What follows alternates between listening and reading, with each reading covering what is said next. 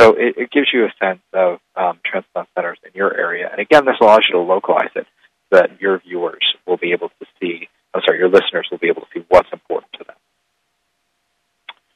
Moving on to troubled health workers. This is a piece that we wrote in 2009 that Tanya referenced about problem nurses who were able to keep moving from job to job or stay on the job even after complaints have been raised about their competence, about criminal records, about drug addictions.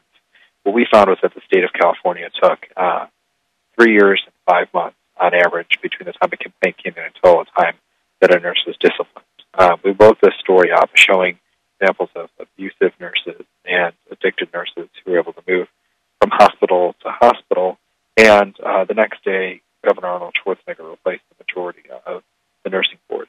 This is not something that you need to do what we did, which was look at 6 years' worth of discipline records of nurses. You could take a smaller slice, but states typically do a very poor job of overseeing their health professionals. And while many newspapers look at medical boards and doctors, they don't really look at other health professionals. So this could be an area where radio can really provide an added benefit and look at the quality of the regulation of health professionals in your state, pharmacists, respiratory therapists, nurses, folks like that. We analyzed the data and made it available online in an easy-to-use way, which I think is a huge benefit, and I would strongly encourage you to do, is to show your work. Don't just tell, but show. We find that people really use that, and I'll show you in a second our latest project and give you some details about its use. And the latest project is our stories about the relationship between the pharmaceutical industry and doctors, which is called Dollars for Docs. And this has been a piece that we actually have had a really strong relationship with NPR and some local affiliates on, and some of you, in fact, may have been a part of this. We took data from 7 pharmaceutical companies that have disclosed the payments to doctors for speaking and consulting and organized it in a way that was easy for the public to see and to use. And we did this for the first time. This had not been accessible before, but this is relevant to people in every community. And what we did was allow you to look up your doctor. So you're not just looking at this from theoretical, whether or not generally you agree or disagree with the practice. You're able to see whether your doctor received money from the industry and tips on what to ask your doctor. Elsa Chang at WNYC and Elise Siegel at NPR and Eric Whitney at Colorado Public Radio and some others who may be on this call participated in it, and it was a really good partnership and a good way for ProPublica to work with affiliates, but also for affiliates to work together on a project like this.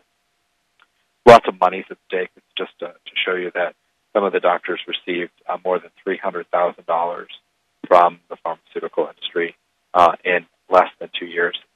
Big amount of money, and they may well be in your community. What we found was that a lot of the top-paid doctors were in Tennessee, of all places, so there could be local stories for you wherever you are.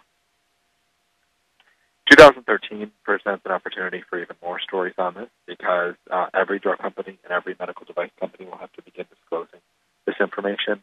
We're committed to keeping it up to date with as additional companies disclose, but the whole universe is available for you come 2013. So just to sum up, I encourage you to embrace data. I encourage you to show your work, and by that I mean don't just tell people, 384 doctors made more than $100,000 each from the pharmaceutical industry. Give them all 384,000, or 384 names. And finally, really provide opportunities for meaningful public involvement, both in terms of commenting on your story and providing you with tips, and making them be able to do something more than just listen to the piece or read a long piece, but actually to see it in a different way, which is meaningful and useful for them. So with that, I'm going to turn it over to Carl, and look forward to taking any questions you have later on. Okay. Carl, you should be able to hit show my screen and then start your presentation. Great. Can you see that? Yep. Okay. I wanted to give you a pitch today for really focusing on your local hospital. And the hospital is this huge world that rarely gets covered by folks like us, by reporters of all stripes. And yet there are huge amounts of money involved. They're typically the largest employers in a community. They're really they're making decisions all the time, and oftentimes they become captive to political interests, which isn't really that well known typically, but given the amount of money and the jobs, it's no wonder. Just to give you an idea, like one way that hospitals are interesting is just the amount of money they tend to keep on hand, like cash really on their books. And this one example cited in the slide was this one hospital had $7.4 billion with a B in money, and that's pretty unusual, but it's certainly not unusual to have hundreds of millions of dollars. And it's always amazing to me how little scrutiny hospitals get because, news organizations spend a lot of time and resources on covering communities that are far smaller, maybe 50, 100 million. And the typical hospital is well over 200 million in revenue. And really to be in this era, 500 million and larger is really going to be the future. So there are just there's so many great stories, and there's so many great financial stories in hospitals that rarely ever get covered. And what I'm going to do today is I'm going to go through for you 5 key documents that you can just you could just check these documents in the hospitals in your area, and it's been my experience that stories just arise and come out. So I'm just trying to give you like a little bit of a launch pad. I don't know if you can see this. This is these are about hospital finances and some of the problems they have. Hospitals tend to be very low margin. They don't make a lot of profit, which surprises people because when you compare them to pharmaceutical companies, pharma companies tend to make a lot more money, especially as a percentage of their sales, which is typically how it's figured. It's usually profits over revenues. And hospitals are very close to the edge. And they also, people talk about national health care and in a large way, Medicare and Medicaid, the government payers, are already the largest funders of U.S. hospitals, over 50% on average. And in places like Florida, in Pennsylvania, it's much higher because of the number of old people we have. There are a lot of trends going on with hospitals because of the economy. There's just a rising number of uncompensated care and people without health insurance, and that's really an undertold story, and it's a huge story. And because hospitals are so low margin, they're very vulnerable to this shift. If they get a lot more poor people, by law, they can't turn them away. They have to stabilize them. And so that's definitely a story that's happening all over the country with the downturn in the economy. There's been a huge loss of regular commercial insurance and a lot more uninsured people. And then I'm going to get into the kinds of hospitals, but Carl, can I interrupt for just a quick second?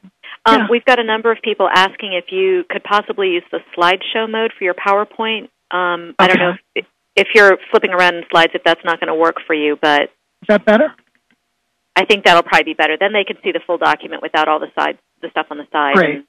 Yeah, that sounds great. Thank you so much. Sorry about that.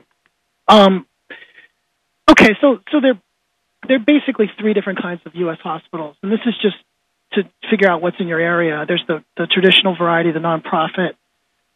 There's the for-profit, which tend to be in the South and the West, and then there's government-owned public hospitals. And this is essentially, you need to know this in order to unlock the document. So it's sort of the first question. I'm just going to skip ahead some of this stuff. There are a lot of trends going on that we can talk about, but we won't really have time to cover it all if I stop. The first key document is the audited financial statement, and essentially this is the gold standard for reporting. And every hospital, they give them to states, they give them to investors, they give them to bondholders. Oftentimes they will fight a reporter if you ask for them, but they're so widely available that you can usually get them. And what they give you is a summary of the profit and loss and how much money they have on hand, and it's just really the best, and it's the most up-to-date document, and it's the first one I would recommend that you get. A lot of states put their hospital finances online. This is part of a new trend, and these are just a bunch of examples. It's a way for, a lot of times the state sites are more out of date and not as useful as getting it directly from the hospital, but you can certainly get a quick sense of where they are and what they're doing.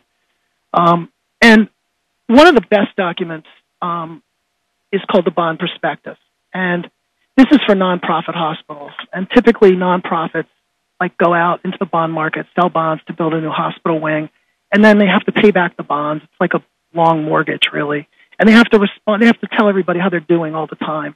And when they sell their bonds, they put out a bond prospectus.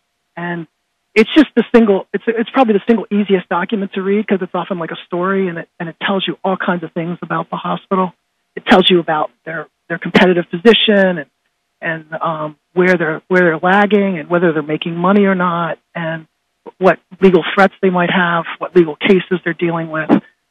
It's really just a great, and there have been any number of stories have come from these bond prospectuses when reporters find them. And one of the questions you might have is where to get them. And I over the years, I keep adding sites to try to find what's the best one. And my current favorite is this new SEC site where my cursor is. That's emma.msrb, and it goes on. And I can send you a copy of this if you're interested. But this is the new SEC site where typically pretty much all the bonds are publicly available. All the financial documents for bonds for hospitals are publicly available. So that would be my suggestion, to get the bond prospectus.